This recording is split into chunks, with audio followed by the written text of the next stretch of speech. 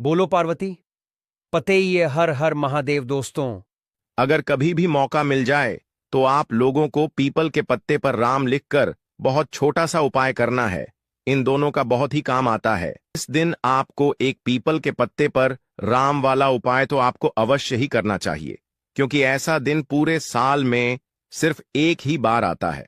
और दोस्तों, आप सभी लोग जानते हो कि मंगलवार का अगर सबसे बड़ा कोई उपाय है तो वह पीपल के पत्ते पर राम वाला उपाय। तो दोस्तों, मंगलवार के दिन आप लोगों को इस पीपल के पत्ते पर राम लिखकर बहुत छोटा सा उपाय करना है।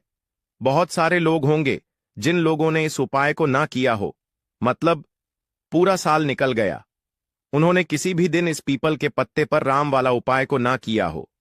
पर दोस्तों, आपके पास एक पहला मौका बचा हुआ है। अगर इस वाले उपाय को कर लिया तो आपको इस उपाय को करने का वह फल मिलेगा जिसे आपने कभी कल्पना भी नहीं करी होगी। इसीलिए आप लोग इस वाले उपाय को एक बार जरूर कर लेना है, ताकि आप लोगों के हाथ से यह मौका न जा सके और आपको इस उपाय को करने का फल मिल सके। दोस्तों, यह उपाय पंडित जी ने अपनी अभी की ही श्री शिव महापुराण की कथा में बताया है। इस उपाय को आज हम आपको बहुत अच्छे से समझाने वाले हैं। इस वीडियो को देखने के बाद इस उपाय को समझने के लिए आपको कोई और वीडियो को देखने जरूरत नहीं पड़ेगी। तो चलिए दोस्तों, उपाय को शुरू करते हैं।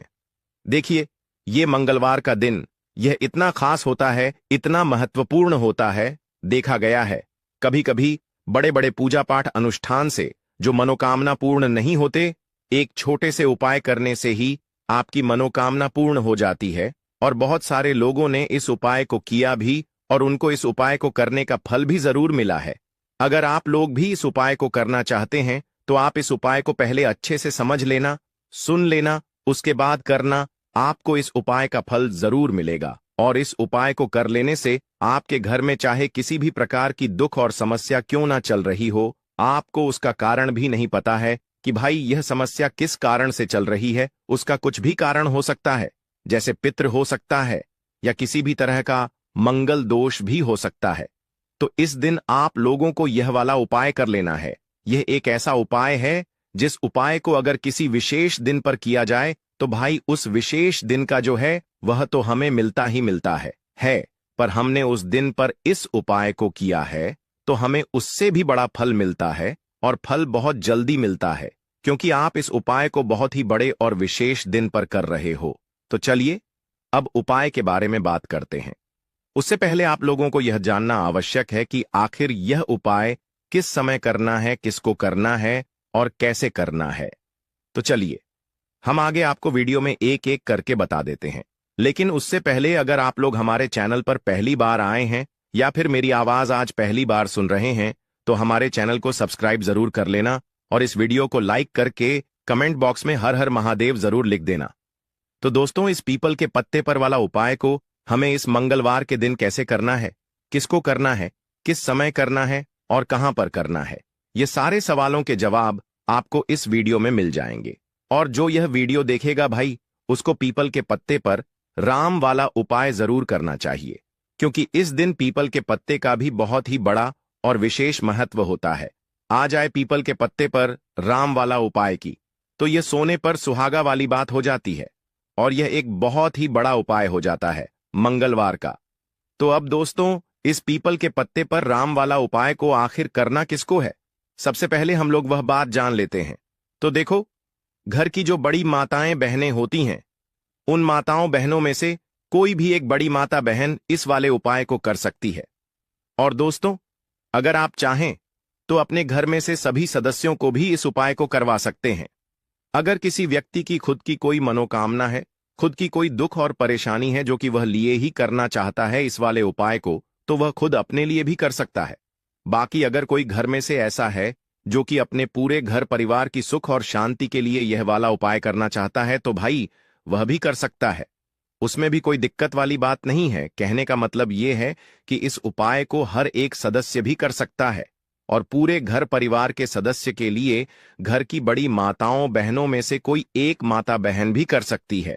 माता बहनें अगर घर में उपस्थित ना हो या वह यह वाला उपाय ना कर पा रही हो, तो फिर घर का कोई सदस्य भी इस पीपल के पत्ते पर राम वाला उपाय को कर सकता है। चाहे फिर वह पुरुष ही क्यों ना हो, उसमें कोई भी दिक्कत वाली बात नहीं है। उसके बाद में दोस्तों जो अगला प्रश्न निकल कर आता है वह यह आता है इस उपाय को लेकर कि आखिर इस उपाय को हमें किस समय करना है, सुबह के समय करना है कि शाम के समय करना है। तो देखो, वाले उपाय को आप लोग सुबह के समय भी कर सकते हो और शाम के समय प्रदोष काल में भी कर सकते हो। अब अगर आप पूछो कि भाई साहब सबसे उत्तम समय कौन रहेगा इस पीपल के पत्ते पर राम वाला उपाय को करने का, तो हम आपसे बस यही कहेंगे कि इस उपाय को आप सुबह के समय करेंगे तो ज्यादा बेहतर होगा। बाकी अगर प्रदोष काल शाम के समय भी करेंगे तो भी अच्छा होगा, उसमें कोई भी दिक्कत वाली बात नहीं है। तो अब दोस्तों जो अगली सबसे बड़ी और महत्वपूर्ण बात यह आती है कि सुबह अगर हम उपाय को करेंगे तो हमें कितने बजे से लेकर कितने बजे तक के बीच में करना है, और शाम के समय प्रदोष काल में करेंगे तो हमें कितने बजे से लेकर कितने बजे के बीच में करना है। तो देखो, सुबह जितनी जल्दी हो सके आप उपाय को करने की कोशिश करना। बाकी अगर किसी कारणवश लेट भी हो जाओ, थोड़ी देर भी हो जाए, तो 10 या 11 बजे तक भी आप उपाय कर लेना, पर 12 बजे से ज्यादा देरी ना हो। ठीक है, बात का ध्यान रखना। उसके बाद में दोस्तों अगर शाम के समय प्रदोष काल की बात करें, प्रदोष काल का जो समय होता है वह शाम के 6 बजे से शुरू हो जाता है। मतलब शाम के 6 बजे से लेकर 7 बजे के बीच का जो समय होता है यह समय प्रदोष काल का समय होता है। तो आप इस उपाय को 7 या 8 बजे के बीच में भी कर सकते हो। मतलब शाम के 6 बजे से रात 8 बजे के बीच में आप कभी भी इस वाले उपाय को कर सकते हो, उसमें दिक्कत वाली बात नहीं है। हमें किसी भी दिन आपको पीपल के पत्ते पर राम लिखकर बहुत छोटा सा उपाय करना है। ऐसा समझ लीजिए, जितने भी आपके शत्रु हैं, जो भी आपके विरोधी हैं, दुश्मन हैं, जो आपको हर तरफ से परेशान कर रहे हैं, अब उन शत्रुओं की अकड़ निकलेगी। शत्रु का किया कराया भी तुरंत हट जाएगा। जब मंगलवार में आप इस छोटे से उपाय को करेंगे तो देखिए, आज की वीडियो विशेषकर उन लोगों के लिए ही है जो अपने जीवन में शत्रुओं से और दुश्मन से बहुत ज्यादा परेशान हो चुके हैं। देखिए, जगत जनन जागदम्बा का हम मंगलवार में पूजन करते हैं और उनसे जुड़े हुए उपाय करते हैं। साथ ही साथ आपको बता दें कि मंगलवार में संकट मोचन हनुमान जी का पूजन करने से और उनसे जुड़े हुए कुछ उपाय करने से जीवन के बड़े से बड़े कष्ट भी क्षण भर में दूर हो जाते हैं। तब बहुत कम समय में आपके शत्रु और आपके विरोधी आपके जीवन से दूर हो जाएंगे। आपके दुश्मन लाख कोशिश करने के बाद भी आपका बाल भी बांका नहीं कर पाएंगे, अगर आप मंगलवार में इस छोटे से उपाय को कर लेते हैं। अब देखिए, आज का जो समय है यह कलयुग का समय है, और कलयुग के एकमात्र देवता जो अपने भक्तों के जीवन से सारे कष्टों को दूर कर देते हैं वह स्वयं है संकट मोचन हनुमान जी। और संकट मोचन हनुमान जी का पूजन अगर आप मंगलवार में करते हैं और उनसे जुड़ा हुआ यह छोटा सा उपाय अगर आप मंगलवार में किसी भी दिन कर लेते हैं, तो ऐसा समझ लीजिए, आपके जो शत्रु हैं, आपके जो विरोधी, आपके जो दुश्मन हैं, यह किसी भी तरह से आपको परेशान करने का प्रयास कर लें, आपका भी बांका नहीं कर पाएंगे। दूसरी चीज, अगर आपके शत्रु ने आपके ऊपर कोई भी तंत्र मंत्र करवा रखा है, कोई भी जादू टोना, कोई भी ब्लैक मैजिक आपके ऊपर करवा दिया है या करवाने का प्रयास कर रहे हैं, ऐसा समझ लीजिए वह किया कराया आप तक पहुंचेगा ही नहीं। और अगर आप तक पहुंच गया है, कोई भी ब्लैक मैजिक तुरंत हट जाएगा जब आप इस छोटे से उपाय को मंगलवार में करेंगे। देखिए, उपाय छोटा है लेकिन बहुत महाचमत्कारी है। मतलब उपाय को करने में ना तो आपका ज्यादा समय जाएगा, ना ही इसमें आपके ज्यादा पैसे लगने वाले हैं। और ऐसा समझ लीजिए कि एक बार ही अगर आपने इस उपाय को मंगलवार में कर लिया तो इसका महाव्य चमत्कार आप खुद देख लेंगे। तो मंगलवार के जो 9 दिन होते हैं यह बहुत ही सिद्ध दिन होते हैं। मतलब मंगलवार के दिनों में 9 माता रानी हमारे घरों में आती हैं, अपने भक्तों के जीवन से कष्टों को दूर करती हैं।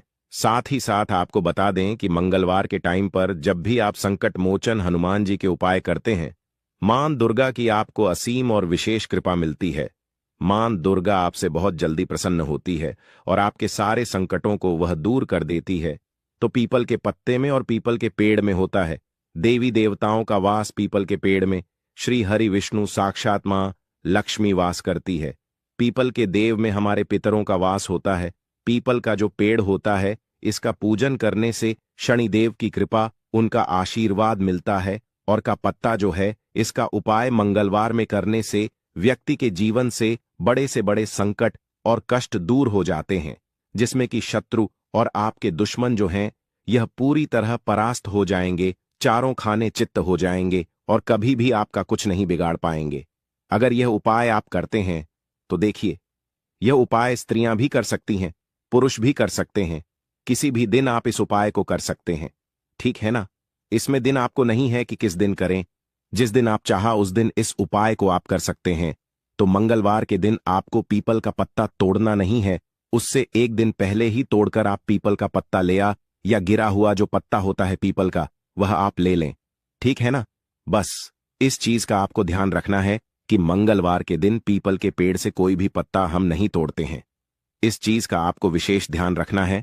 तो आपको लेना है पीपल का एक पत्ता, शुद्ध जल से उसे साफ कर लेंगे पहले, जिससे कि धूल मिट्टी अगर पीपल के पत्ते पर हो तो वह हट जाए। फिर गंगा जल का थोड़ा सा छिड़काव यानी थोड़ी सी छींटे आपको इस पीपल के पत्ते पर मारनी है और इस पीपल के पत्ते को फिर कपड़े से पोंछकर आपको साफ कर लेना है, बिल्कुल सूखा लेना है। अब आपको लेना है थोड़ा सा सिंदूर, जो केसरिया वाला सिंदूर आता है, जो हम संकट मोचन हनुमान जी को चढ़ाते हैं, वह सरिया सिंदूर आपको लेना है। थोड़ा सा जल डाल के इसे गीला कर लेंगे और इसी सिंदूर से इस पीपल के पत्ते पर आपको भगवान राम का नाम लिखना है। अब किससे लिखेंगे? माचिस की तीली ले सकते हैं, उससे लिख सकते हैं। किसी भी तरह से आपको भगवान राम का नाम इस पीपल के पत्ते पर लिखना है। लिख लिया एक, आपको चमेली के तेल का या सरसों के तेल का दीपक तैयार करना है और एक कोई भी आपको लेनी है। मिठाई में यहां पर आप बूंदी का ले सकते हैं, बेसन का लड्डू ले सकते हैं और अगर आप इमरती ले लेते हैं तो यह और भी उत्तम है। देखिए, इमरती का जो भोग होता है यह संकट मोचन हनुमान जी को बहुत ज्यादा प्रिय है। अब ये सारी चीजें लेकर आपको जाना है संकट मोचन हनुमान जी के मंदिर में। तो देखिए, सबसे पहले आपको संकट मोचन हनुमान जी के सामने यह दीप प्रज्वलित करना है जो आप लेकर के गए हैं। चाहे आपने चमेली के तेल का दीपक तैयार करा है या सरसों के तेल का, सबसे पहले दीपक आप जला देंगे और दीप जलाने के बाद आपको जो पीपल का पत्ता आपके गए थे वह पत्ता आपको संकट मोचन हनुमान जी को अर्पित करना है, वहां चढ़ाना है। और जो भी भोग में आप लेकर के गए हैं, चाहे आपने बेसन के लड्डू लिए, बूंदी का प्रसाद लिया या फिर इमरती, जो भी कुछ आपने लिया है उसका भोग लगाना है। और संकट मोचन हनुमान जी से आपको प्रार्थना करनी है कि हे जगत का कल्याण करने वाले संकट मोचन हनुमान जी, संकटों को हरने वाले, मेरे जीवन से शत्रु और दुश्मनों को भी कर दीजिए। शत्रु का किया कराया तंत्र मंत्र सब कुछ हट जाए, ऐसी कृपा मुझ पर कीजिए। इस तरह से आपको प्रार्थना करनी है और 108 बार जय श्री राम जय सीताराम, जय श्री राम जय सीताराम, जय श्री राम जय सीताराम, इस तरह से आपको जयकारा लगाना है। क्योंकि भगवान राम का नाम संकट मोचन हनुमान जी को सबसे ज्यादा प्रिय है, तो जयकारा लगा देंगे। और देखिए, अगर एक बार हनुमान चालीसा पढ़ पाए तो आप एक एक बार चालीसा ऐसा जरूर पढ़ें, ठीक है ना? ज्यादा बार नहीं तो एक बार जरूर पढ़ें।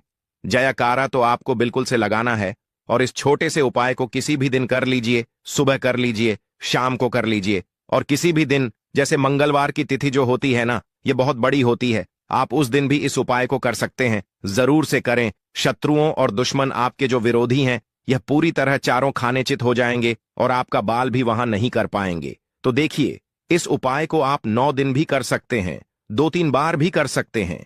अगर आप ज्यादा बार नहीं कर पा रहे हैं तो एक बार आपको इस उपाय को जरूर से करना चाहिए। तो देखिए, इस उपाय को करने से जो आपके सामने से शत्रु है वह भी परास्त हो जाएंगे। जो पीठ पीछे वार करते हैं, पीठ पीछे तंत्र मंत्र करवाते हैं, वह शत्रु भी चारों खाने चित्त हो जाएंगे।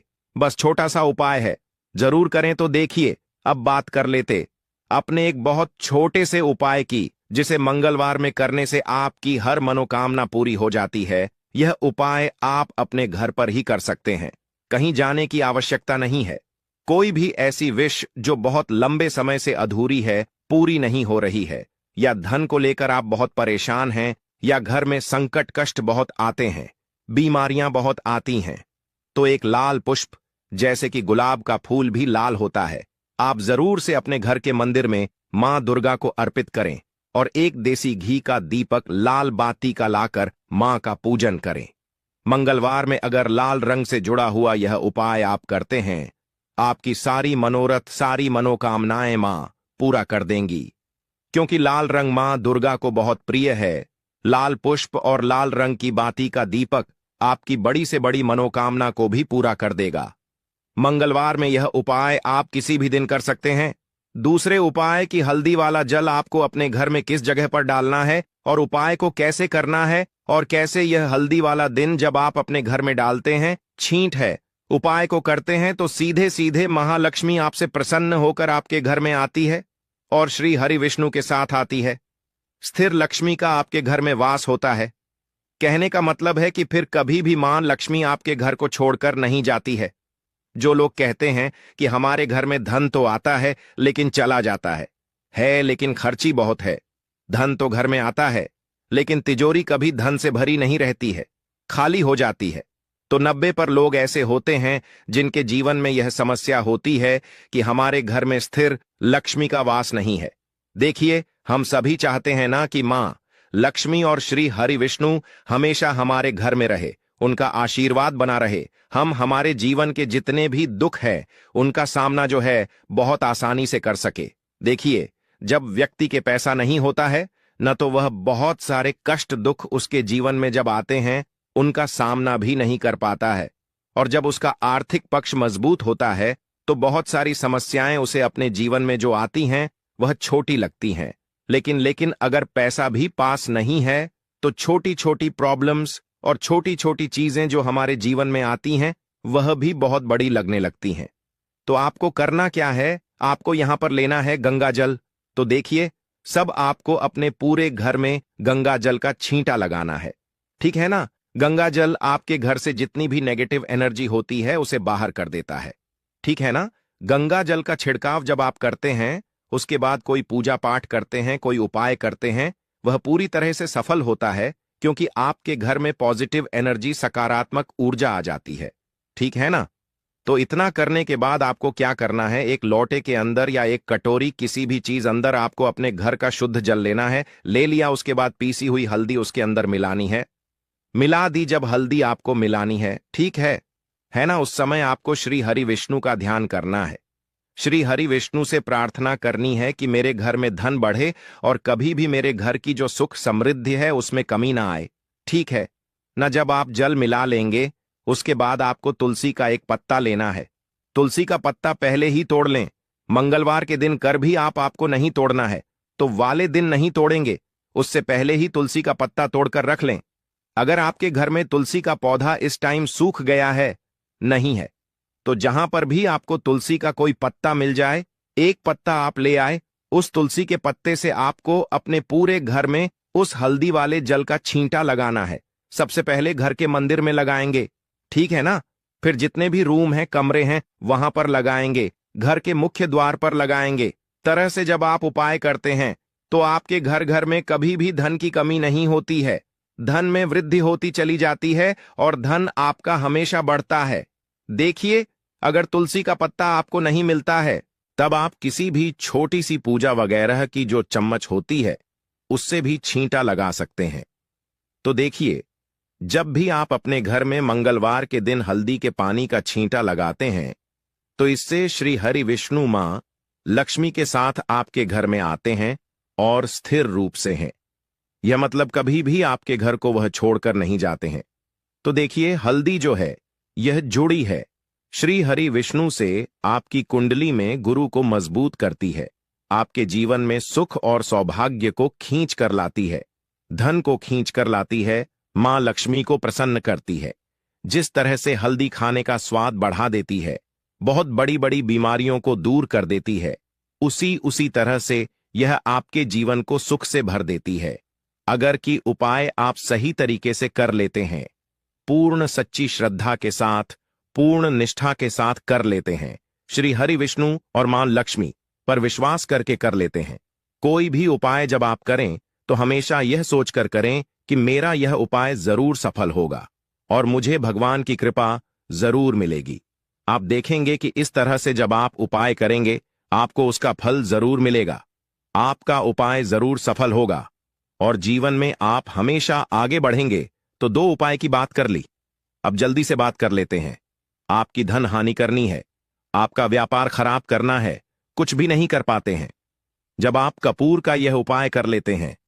अब बहुत सारे लोग हैं जिन्हें पता भी नहीं होता है कि उनके शत्रु उनकी पीठ पीछे क्या क्या कर रहे हैं।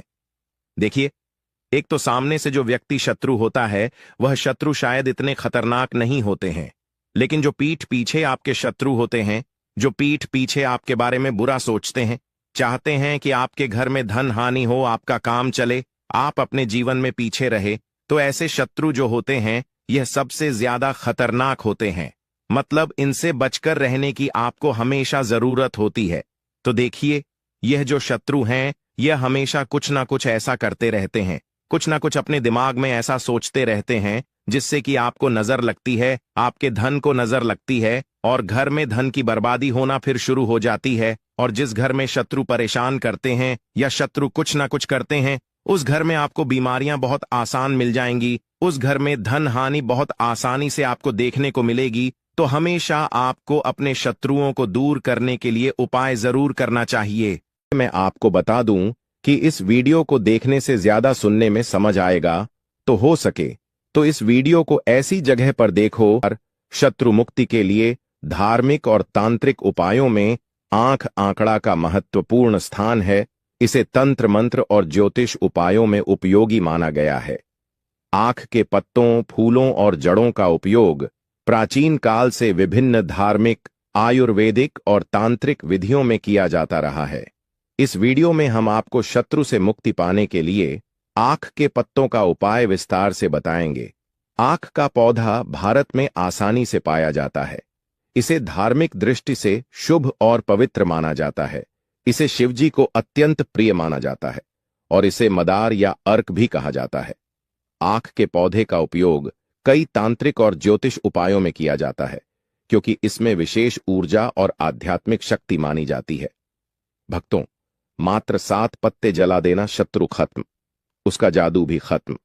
तो 7 पत्ते अपने घर पर जलाकर बहुत छोटा सा उपाय आपको करना है और ऐसा समझ लीजिए, ये 7 पत्ते जलाने मात्र से जड़ से आपके जो शत्रु हैं, जो आपके दुश्मन हैं, ये पूरी तरह से दूर हो जाएंगे और आपके शत्रु कभी भी आपको परेशान नहीं कर पाएंगे। तो आज की वीडियो का जो उपाय है यह बहुत उत्तम है, बहुत उपयोगी है, क्योंकि यह उपाय घर बैठे आपको करना है। कोई पैसे इसमें आपके खर्च नहीं होने वाले हैं। और ऐसा समझ दीजिए कि जो शत्रु आज आपको अपनी ताकत दिखा रहे हैं या गुप्त तरीके से आपको परेशान कर रहे हैं, जैसे बहुत बार जो शत्रु है यह मित्र के रूप में भी आ जाता है। हमें तो हर व्यक्ति अपना मित्र ही लगता है, क्योंकि जो व्यक्ति हमसे अच्छे से बात करता है, हमारे साथ उठता है, बैठता है, हम तो उसे अपना मित्र ही मानते हैं। लेकिन हर व्यक्ति एक जैसा नहीं होता है। बहुत बार आपके जो मित्र हैं उन्हीं में आपका शत्रु भी छुपा होता है।